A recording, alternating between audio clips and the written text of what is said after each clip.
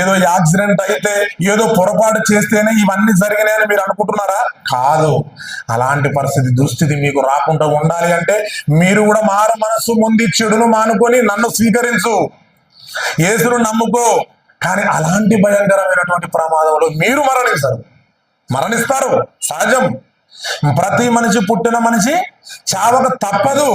కానీ భయంకరమైనటువంటి చావులలోకి క్రైస్తవుడు వెళ్ళకూడదు అని అంటే, అలాంటి గోడపల్లి చావకుండా, అలా ప్రయాణంలో మరణించకుండా వెళ్ళాలి అంటే యేసుక్రీస్తుని నమ్ముకో.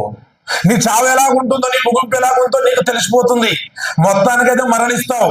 కానీ ప్రమాదంలో మరణించిన వారంతా పాపం చేస్తే మరణించారు అని, నీ కుమారుడు ఇంట్లో మరణిస్తే తండ్రిగా నువ్వు ఉండి భూమి మీద ఏదో తప్పు చేస్తే మీ కొడుకు మరణించాడని ఇలాంటి తప్పులుగా అనుకోకూడదు. చనిపోయిన వారు ఎలాగో చనిపోతున్నారు, కానీ నువ్వు అలాంటి దుస్థితిలో నువ్వు మరణించకుండా ఉండాలి అంటే మీరు మారు మనసు